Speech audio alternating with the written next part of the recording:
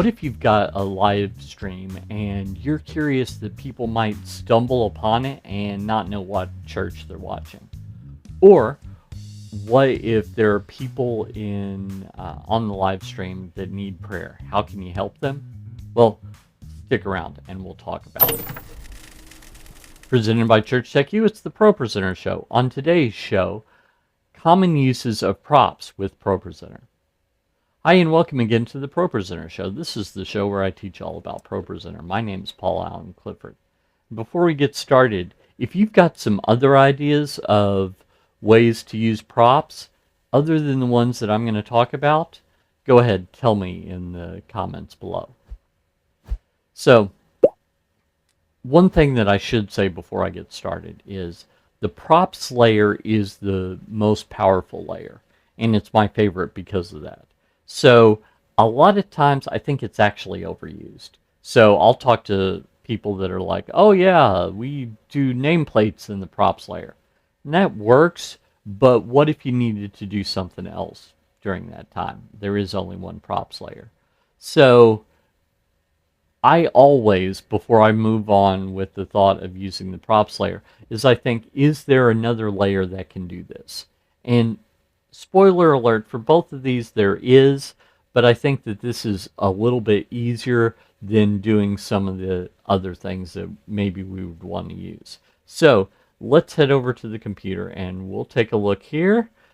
So I'm going to click on this button here. This is the props layer. Notice it's like a stack of things, and that's not accidental. The power of the props layer is you can put things in any order and remove them in any order. Unlike the slides layer where it's only one thing at a time, unless you stack them on an individual slide, or the messages layer, the announcement layer, etc. Those are not as flexible as the props layer is. So I'm going to hide myself real quick, and let me show you the two props that I've envisioned here. So we've got one that I'm going to route using looks here. So I would edit looks, and for my in-person congregation, I would turn off the prop, but for my live stream, which here is called alpha, I would leave that enabled. Okay? And when I do that, notice we don't see it for the congregation, but when I go down here to alpha, we do see it. So that's one little piece of the puzzle. Then if people need prayer, I would have another prop that says, for prayer, email prayerteam@firstchurchhackensack.org. Now, why did that go away? Well, right-click, go to auto clear. I have that set for 5 seconds. So after 5 seconds, I don't even have to remember to take it out. I can just put it in and then not think about it again. Then the next time that I want to have it show up, I can put it in and not think about it again. And notice that that didn't affect the logo right here. It stayed up the entire time. Why might I want those two props added in? Well, the logo is for, as I said in the opening, in case people stumble upon your live stream and they don't know who you are. Because, let's be fair, one church can kind of look like another. Now, granted, some churches are more liturgical. Maybe they wear ecclesiastical clothing.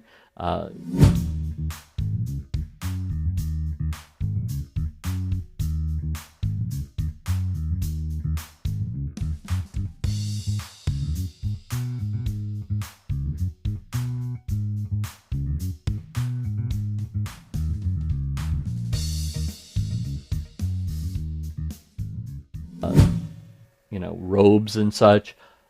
Other churches, they just dress up.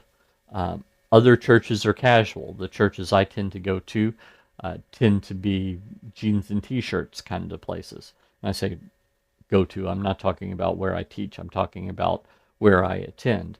So what you see me wear on these tutorials is what you would wear.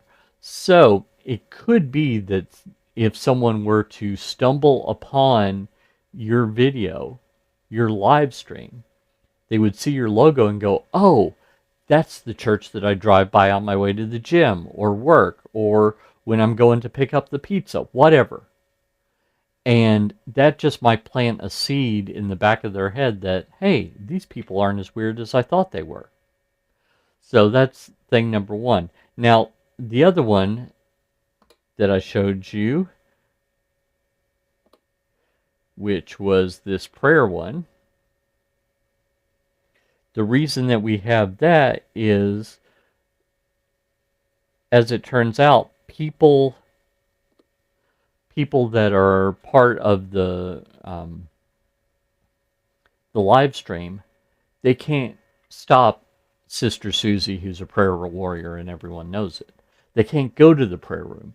They can't walk up to the front and talk to the pastor. So it's good to have a way for them to connect if they do need prayer for something.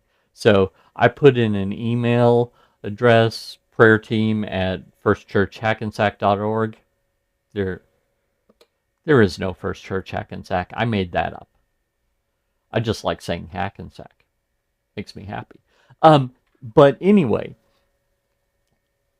you could put that in as a lower third from time to time to have contact information. Maybe your live stream has a prayer button where so instead of doing that, instead of the email, you could just say click on the prayer button if you need prayer.